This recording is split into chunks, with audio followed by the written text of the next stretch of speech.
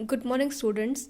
आज हम पढ़ेंगे about the significance of sexual reproduction कि इसकी क्या क्या इंपॉर्टेंस है।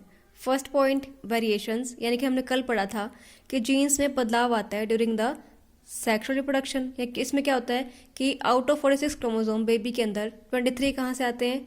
मदर से, 23 फादर से। यानी कि हमारा हर एक जो क्रोमोसोम पेयर न्यू बन रहा है उसमें कुछ ना कुछ बदलाव है। ठीक है, हर एक क्रोमोसोम पेयर के अंदर एक आया फादर से, एक आया मदर से, यानी क्या बन रहा है?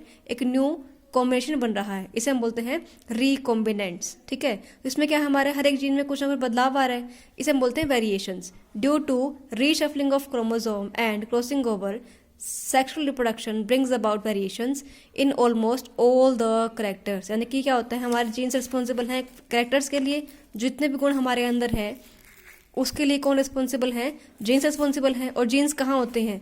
क्रोमोसोम के ऊपर। ठीक है, तो अब क्या होता है, क्रोमोसोम पेयर अलग अलग बन रहे हैं। जैसे मान लो क्रोमोसोम एक ये था, एक ये है, ये क्रोमोसोम पेयर में है। लेकिन जब क्या होता है, जब इनके क्रॉसिंग ओवर होगी, जब ये अलग सेपरेट होंगे, उस टाइम पर क्या होगा, जो एक न्यू कॉम्बिनेशन बनेगा, क्रोमोसोम पेयर जो बनेगा, उसमें एक कहाँ से आया? फादर से, और एक कहाँ से आया? मदर से। इस पे क्या लगे हैं? जीन्स लगे हैं। तो अब जीन्स जो आ रहे हैं, जिनका जो पेयर बन रहा है वो किससे बन रहा है? कुछ ना कुछ न्यू कॉम्बिनेशन से, एक फादर से एक मदर से। तो जो एक न्यू फीचर हमारे अंदर डेवलप हो रहा है वो क्या होगा? फादर और मदर दोनों से ही डिफरेंट होगा। ठीक है, इसे हम बोलते हैं न्यू रिकॉम्बिनेंट्स। इसमें क्या होती हैं? इन द सेक्सुअल रिप्रोडक्शन जो है वेरिएशंस आती हैं। सेकंड है बेटर अडेप्टेबिलिटी, यानी कि इसका मीनिंग क्या होता है? अपने आप को बदलते एनवायरनमेंट में ढालने की क्षमता को बोलते हैं हम अडेप्टेबिलिटी।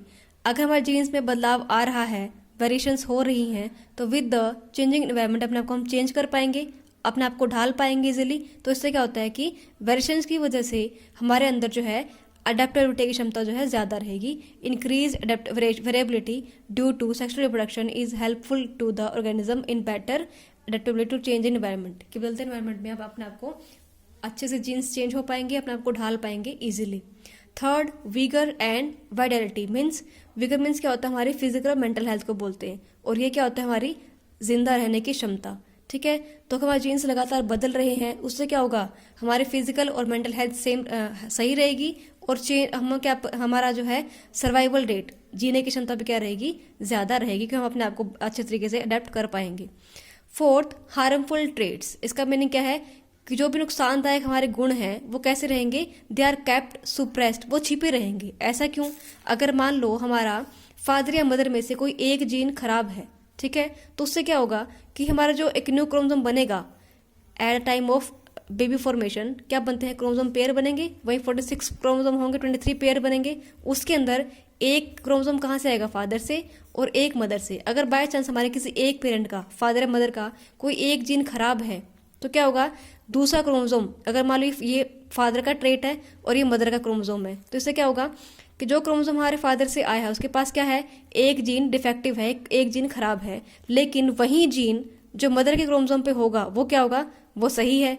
तो इससे क्या होगा कि जो क्रोमोसोम, जो जीन खराब है हमारा, वो कैसा रहेगा? वो छिपा रहेगा, सुप्रेस रहेगा, हिडन रहेगा। और मदर जो क्रोमोसोम का जो जीन ठीक है वो क्या कर पाएगा? वो सही से काम कर पाएगा। तो जितने भी हार्मफुल ट्रेट हैं, अगर वो बाय चांस उसका एक जीन खराब है एक पेरेंट के अंदर, तो उस केस में क्या है कि सेकेंड पेरेंट का जीन जो है अपने आप को ठीक, अपने आप को शो करेगा। और जो जीन खराब है वो क्या रहेगा? वो सुप्रेस रहेगा, हिडन रहेगा, छुपा हुआ रहेगा। उसका इफेक्ट क्या है? सही वाले जीन पर नहीं आएगा। ठीक है, इससे क्या हुआ? जितने भी हमारे हार्मफुल ट्रेट्स हैं वो क्या हो पाएंगे? अपने आप को शो ही नहीं कर पाएंगे। फिफ्थ है नियर यूनिफॉर्मिटी ऑफ पॉपुलेशन, यानी कि सबके अंदर क्या होंगे? जीन्स लगभग यूनिफॉर्म पास होंगे। Due to the flow of genes amongst individuals during sexual reproduction, the uniformity of population is maintained where there is a broad resemblance of all the individuals. यानी क्या है? सारे इंडिविजुअल आपस में क्या है? बहुत अधिक जो है सिमिलर हैं, रिजेंबल करते हैं, एक दूसरे से मिलते हैं विद वन अनदर, एक दूसरे के साथ। यानी कि हमारा डीएनए का लगभग 99% जो क्या है आपस में मैच करता है। डिफरेंस कहाँ आता है? सिर्फ एक 1% में। तो ये कब पॉसिबल है? During the sexual reproduction. के जीन्स जो हैं ह्यूमन बींग के ही पास हो रही, ह्यूमन बींग के अंदर। ठीक है, तो हम क्या, हमारे जीन्स आपस में क्या है? लगभग यूनिफॉर्म है।